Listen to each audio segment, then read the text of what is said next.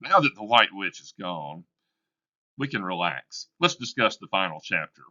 Let's look at a few different concepts of literature that the last chapter can teach us. And this is pretty much a review of yesterday, but it makes more sense now that you have read the last chapter. The first concept is elements of plot. Every story begins with an exposition where he just sets the stage, tells us about the characters and the setting.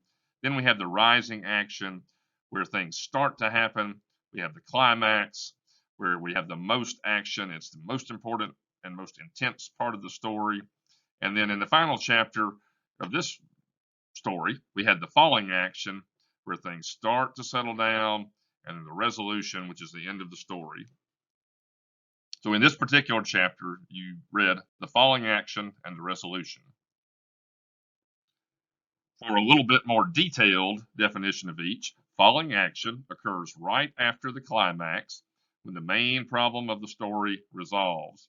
Things start to slow down and gradually get back to normal. Resolution is the part of the story's plot where the main problem is resolved or worked out. The resolution occurs after the falling action and is typically where the story ends. And you have already identified these as you answered yesterday's challenge question. The second concept is a very simple one. It is that characters change as the story develops. Think about each of the four main characters in The Lion, the Witch, and the Wardrobe. How was each one different at the end than at the beginning? If you're watching this with someone else, feel free to stop the video and discuss this.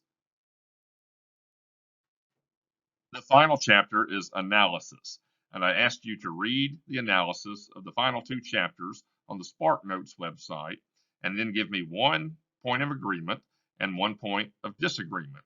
And I did receive some great responses, which you can read on the shout-out page. This is what I want you to understand about analysis. An analysis of a literary piece is one person's opinion. Many of the people who analyze literature are indeed very wise and very well trained at what they do, but no one is infallible. In other words, everyone makes mistakes. And I asked you to do yesterday's challenge because as I read the analysis myself, I came across a statement that I felt was a glaring error by the writer.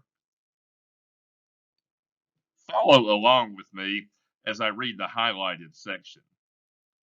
Now, however, Edmund has fought his own battle and redeemed himself with his own hand.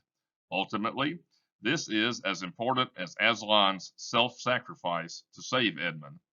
A person cannot simply be carried through life into enlightenment and salvation, but must strive to achieve these goals through his or her own efforts. Human effort is as important as divine intercession. Now, understand that I'm not telling you what you must believe as your own religious belief, but what I am about to tell you is that that statement does not line up with C.S. Lewis's beliefs, and I don't think C.S. Lewis would have agreed with that particular analysis. I'm going to share 3 different scriptures that I believe shaped what C.S. Lewis believed about salvation and what he was trying to say about Edmund. Here's the first one. It's Romans chapter 10, verses 9 through 10. If you declare with your mouth Jesus is Lord and believe in your heart that God raised him from the dead, you will be saved. For it is with your heart that you believe and are justified, and it is with your mouth that you profess your faith and are saved. So I believe C.S. Lewis was trying to say that Edmund had decided to follow Aslan by turning from the mistakes he had made and committing his heart and life to serve Aslan instead of the witch. He was not working hard in the battle in order to be accepted by Aslan. Ephesians 2, 8 through 9 says this, For it is by grace you have been saved through faith, and this is not from yourselves. It is the gift of God, not by works, so that no one can boast. So again, I believe C.S. Lewis would have said no. Edmund was working hard in the battle, doing the best he could, not to please Aslan and get his acceptance, but because he had been accepted by Aslan. And now he wanted to do his very best in appreciation that Aslan had saved him. John 14:12, and these are the words of Jesus. Very truly I tell you, whoever believes in me will do the works I have been doing, and they will do even greater things than these, because I am going to the Father. So again, I believe C.S. Lewis would have said, Edmund was not doing these great works in order to be accepted by Aslan. He was doing it because he had been accepted by Aslan. He had turned from his wicked ways, decided to follow the true and good ways, and given his heart and life to Aslan, and trusted that Aslan would be with him and take care of him. And so, in appreciation for that, he was working hard in the battle to do the best he could. He was not doing it in order to hope Aslan would accept him. So remember, the professionals who analyze literature are usually highly intelligent, but they are not infallible. They can be wrong, just like us.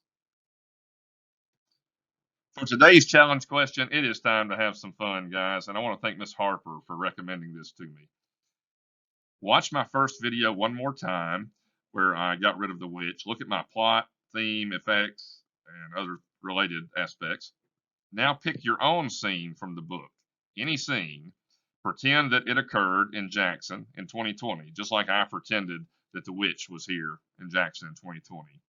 Create your own video on any format that you would like. You can use YouTube, TikTok, Instagram, you pick it. Send the link to Kelley at jmcss.org for the shout out, and I will share it on the site. Let's see how creative we can be. Now, let me say something very important here. Before you do this, please ask for your parents' permission. If they are not comfortable with you posting a video online that shows your image or your voice or anything related to you, then please do not do it. This is not for a grade. Your grade will not be affected in any way. We're just learning in a fun manner. And if they say no, another option is you could create a PowerPoint or a Prezi. But again, this is not for a grade. We're just having fun. Now, I also encourage you to put any necessary viewing restrictions on your video for your protection. I'm not going to tell you how to do that because you know it better than I do. You could teach me a class on how to do this.